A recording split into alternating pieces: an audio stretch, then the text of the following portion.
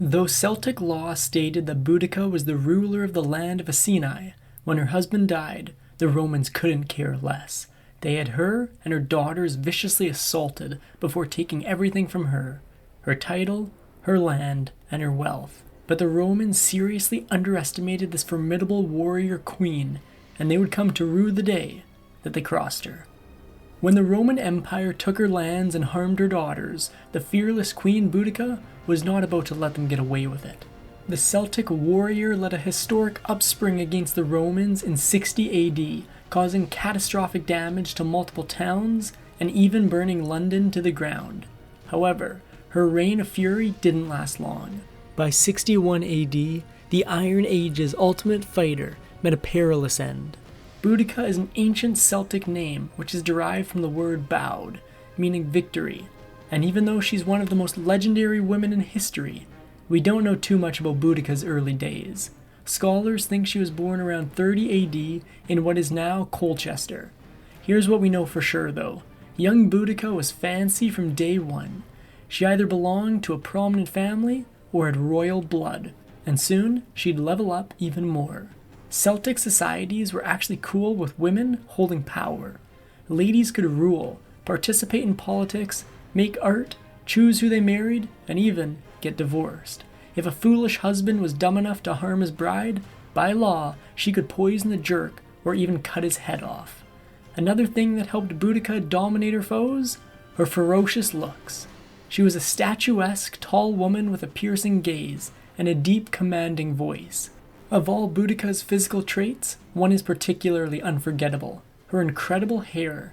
With her long, thick, vibrant red hair, Boudica looked like a toughened up version of Merida from Brave. Some sources even say that Boudica's fiery locks went all the way down to her royal waist. In other words, she was a total catch, and soon enough, all the eligible gentlemen came calling.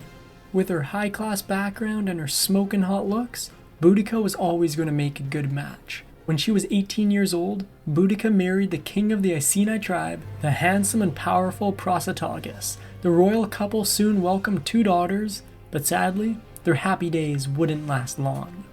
Around 43 AD, the Roman Emperor Claudius started to conquer Britain with an iron fist. The Iceni people, who until this point had been left alone, quickly saw the writing on the wall. They knew it would only be a matter of time before the Romans invaded their lands. Boudica and her husband had to figure out how to handle their threat, and fast. At first, Boudica and the king decided to play nice with the Romans. They struck a deal. If the Romans let them continue to live the way they liked, the Iceni wouldn't make trouble for Britain's new invaders. For a time, this agreement worked just fine, but after just a few years, everything fell apart in a spectacular fashion. Emperor Nero has a reputation for being a real tool, and his role in Boudica's story doesn't exactly make people see him any differently. When calm Emperor Claudius kicked the bucket and Nero took over the Roman-Celt relations, things got real messy, real fast. Under Nero's rule, the Romans went from awkward but mostly harmless invaders to actively aggressive enemies. It didn't take long for the Iceni to reach their breaking point. Under Nero's rule, a control freak of a Roman governor named Ostorius Scapula rose to power. In 47 AD, he got the bright idea to forbid the Iceni from carrying weapons unless they were hunting or traveling. Understandably, the Iceni weren't on board with being vulnerable while they were literally surrounded by foreign enemies. That same year, they lashed out with a violent rebellion. The Iceni revolt saw Boudica's people rise up and fight against their oppressors, the Romans. It sounds thrilling, and for a brief time, I'm sure it was. But soon enough, the Romans shut down the whole thing. In some versions of Boudica's story, even after defeating the Iceni, the Romans had even more humiliation in store for the royal couple. According to some sources, this is the moment when Boudica's husband became a client king. Evidently, they didn't like that his people had tried to revolt, so they punished the Iceni king with a huge demotion. While he had some independence as king, Rome fully expected to take over completely when Prasutagus passed. Little did they know, that day was just around the corner. In 60 AD, King Prasutagus breathed his last, and man oh man, with him gone, all hell broke loose. You see, when the king passed, he and Boudica had 2 daughters, but no sons. The Celts wouldn't have minded, but the Romans? They had a big problem with powerful women. Desperate, the king attempted to outsmart the Romans with a finicky clause in his will. Let's see how that works out, shall we? Boudica's hubby attempted to play politics and win protection for his family. He cleverly willed half of his wealth to his daughters, and, in a pristine example of historical sucking up, gave the other half to Emperor Nero. Unfortunately, this backfired in a major way. The Romans decided they didn't want half of the king's money. They wanted it all. As Boudica and her daughters grieved, the Romans used the Iceni king's demise as an excuse to take over the tribal lands and show the Iceni who was boss. According to one source, the Romans' chilling instructions were to bring the territory to its knees. The Romans immediately began their brutal spree, kicking off the shebang by running through Boudica's home and looting all her valuable items. And that was just the beginning. The Romans continued to run wild through the Iceni lands. They targeted the tribe's most prominent noblemen, publicly declaring that they no longer held any power. As for the less fortunate, one source says the Romans forced them into slavery, but they saved their worst punishments for Boudica and her daughters. Though Celtic law stated that Boudica would rule the Iceni when her husband passed, the Romans couldn't care less. After helping themselves to her most prized possessions, the Romans ended their tour by shoving the queen out of her home, ripping off her clothing, tying her to a pole, and viciously whipping her in front of her subjects. Boudica suffered an unimaginable painful fate. After all, the Romans were known for their next-level punishments. They added stones to the ends of their whips so that the victim would be hurt even more.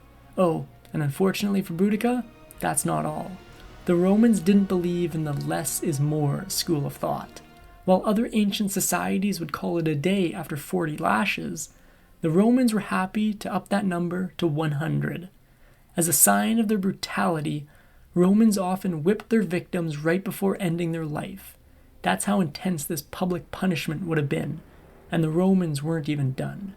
Boudica's public humiliation went way beyond the pale. You see, to the Iceni people, Boudica wasn't just a queen.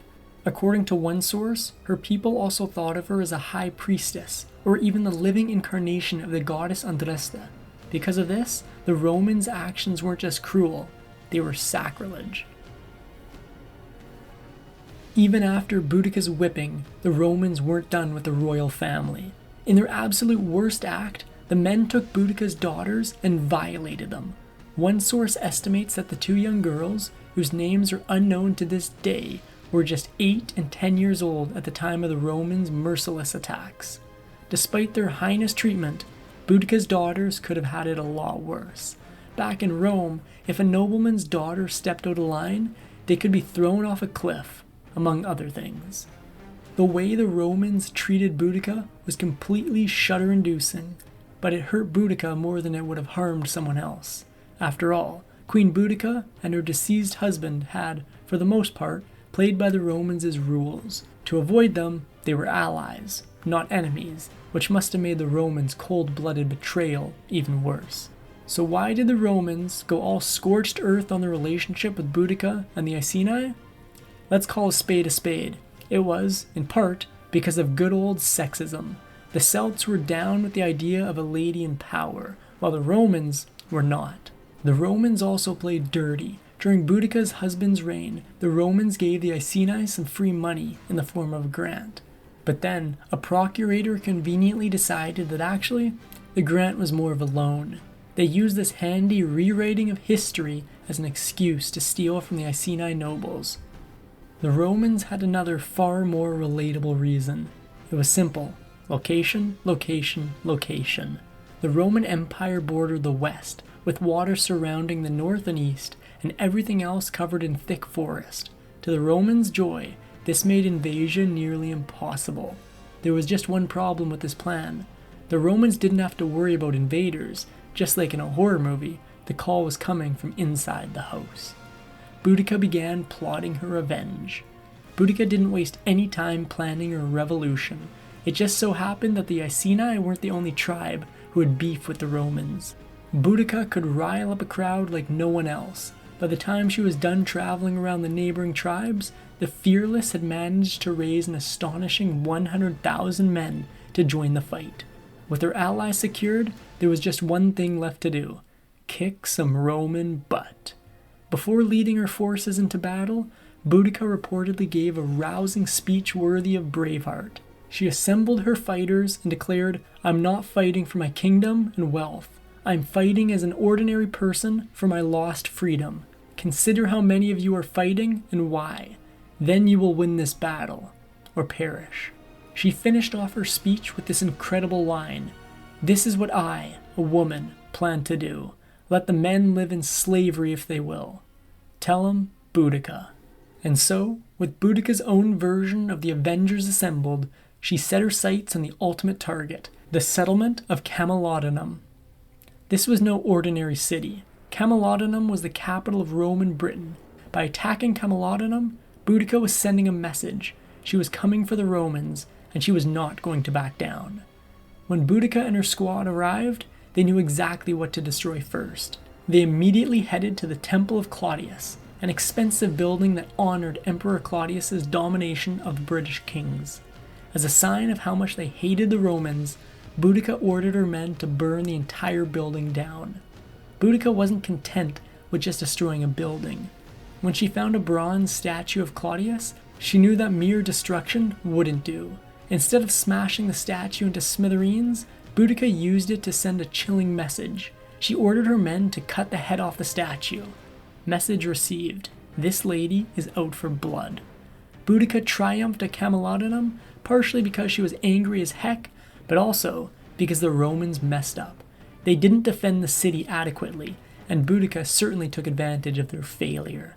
Within just 2 days, Boudica burned the city down and slaughtered thousands of Romans. If they didn't perish in the fray, they burned alive. To this day, Boudica's attack goes down by an appropriately terrifying name. It's called the Massacre of the 9th Legion. No one's saying Boudica wasn't right to be angry at the Romans, but at the same time, we have to admit that she kind of went overboard. Boudica didn't differentiate between good Romans and bad Romans. She just destroyed whoever was in her way, including lots and lots of innocent bystanders. And that's not all. According to ancient sources who wrote about Boudica's raids, our girl went really hard on the whole vengeance thing. Her preferred execution method involved detaching her enemies' heads from their bodies. Boudica would then hold up the bloody head and declare that it was a sacrifice to her favorite goddess, Andraste. Boudica's raid was so extreme that the rivers were, and I quote, purpled with blood. After her victory, Boudica continued her destructive spree. She traveled to the city of Londinium, unsurprisingly what is now modern-day London, and took her bloodlust to a whole nother level. An ancient account says that Boudica hung up the noble woman like animals. When she was done with this crude scene, she supposedly skewered them like meat on a stick. Fire and gross boob-related executions weren't the only ways that Boudica tried to triumph over the Romans. One of Boudica's strategies was to take what she thought were abandoned Roman food stores and use them for her own men. However, for once, this plan did not go well. The Roman general Suetonius anticipated Boudica's move and burned down his own storehouses just so that Boudica's army would starve. Despite this minor setback, Boudica was unstoppable. After conquering Londinium, Boudica traveled to Verulamium and continued her fiery road trip. Boudica's troops triumphed yet again, but this victory had a dark side. Altogether, Boudica and her forces ended the lives of about 70 to 80,000 Romans, and these weren't just soldiers. This number included a staggering amount of innocent civilians. After destroying 3 of the Romans' most prized settlements, Boudica and her forces felt unstoppable. In 61 AD, the warrior queen prepared for one final decisive confrontation. If she won this battle, she would finally defeat the Romans and bring Britain back under Celtic control. In other words, this was the big one. So it's a shame that, after all Boudica's blood, sweat, and tears, it devolved into a horrific disaster. To this day, historians aren't completely sure about where Boudica's final standoff against the Romans took place. The event is called the Battle of Watling Street, though many believe her final stand occurred at Battle Bridge Road in King's Cross, London. According to the ancient historian Tacitus, when Boudica rallied her men at Watling Street, she did so with even more panache than ever. As Boudica revealed her scars, she and her daughters circled the field in their chariot. They triumphantly declared, "On this spot we must either conquer or die with glory." There was no alternative. Boudica was right, but not in the way she wanted. Celtic warriors were tall and muscular, standing at least a head above their Roman enemies. This alone would have made them look pretty imposing, but they also loved grandstanding. The Celts would often paint themselves with blue dye to look even scarier. As we'll see, the showboating didn't stop the Romans, but you've got to give the Celts points for style. If people were taking bets on Boudica versus the Romans, most people probably would have put their money on Boudica. After all, she had as many as 230,000 men fighting for her. The Romans, on the other hand, had just 10,000. With these odds, Watling Street should have been a slam dunk. However, Boudica's enemies had learned from her past victories, and now they had a clever plan to take her down. The Roman leader, Paulinus, was no fool. He specifically chose to fight at Watling Street because of its finicky layout. He arrived first, set up his men in a location that was nearly impossible to attack. With dense forests surrounding the Romans, Boudica would have no choice but to charge directly at her enemies. She would have no cover and no opportunity to sneak up on her foes. This had disastrous consequences. Boudica's fighting style wasn't very strategic. She basically showed up, burnt stuff down, and overwhelmed cities with the sheer number of her men. But this battle was different. As Boudica charged towards the Romans, they strategically threw sharp javelins at the Celts. Soon enough, Boudica became desperate to retreat, but getting out wasn't going to be easy. After so many victories, Boudica made the difficult decision to retreat, only to realize that she'd confined herself inside a death trap. You see, Boudica was so sure that she would win against the Romans that she invited her fighters as families to come watch the standoff. With relatives lining the outskirts of the field, Boudica and her men were trapped inside. In a tragic twist, the soldiers' own families spelled their doom. They traveled to Watling Street in bulky wagons that now stopped the forces from being able to leave the blood-soaked field. With the Celts trapped, the Romans took full advantage. They absolutely slaughtered Boudica's forces, felling approximately 80,000 of her people. The Romans defeated Boudica for a few key reasons. First, they chose the location and immediately gained the upper hand. Second, they had more powerful weapons. Third, and most importantly, their men received intensive training. They were quite literally raised to destroy enemies like Boudica. But even knowing all this, the final stats still hurt. Boudica lost 80,000 people. The Romans, just 400. What makes Boudica's eventual defeat even more painful is just how frustratingly close she was to victory. If she had won at Watling Street, she would have changed the course of British history. The Romans would have gone back to Italy, leaving Britain to the Celts. In losing this one battle, Boudica also lost so much more. According to Tacitus, Boudica realized that she had no chance of winning the fight. As the Romans closed in on her, the warrior woman decided to take control of her fate. Instead of letting the Romans capture her, Boudica poisoned herself on the battlefield. It was a brutal way to go, but the Romans' play was so bloodthirsty that it made poison look like child's play. If the Romans treated Boudica the way they treated some of their other captives, then honestly, she was right for going with self-inflicted poison. If the Romans captured an enemy, they would march them through the streets, then publicly execute them. Even after that though, they wouldn't be done. They planned to display the bodies for all to see. If you believe the rumors, Queen Boudica's remains could be buried between platforms 9 and 10 at King's Cross Station in London. Or she might be underneath a McDonald's in Kings Norton, Birmingham. No trace of her has ever been found, but archaeologists continue to look for the warrior queen to this day. One reason for her unending fascination with Boudica is her status as a first-class HBIC, but another is because Boudica's story didn't end with her demise. Far from it. When Boudica launched her rebellion, the Romans were basically caught with their pants down, but nobody can say they didn't learn anything about it. They swore that they'd never allow anything like Boudica's rebellion to happen again. That is going to bring us to the end of the video on Boudica. If you enjoyed the video, leave a like rating, subscribe for more, comment below, and Factinate will be back with a brand new video on a historical figure very soon.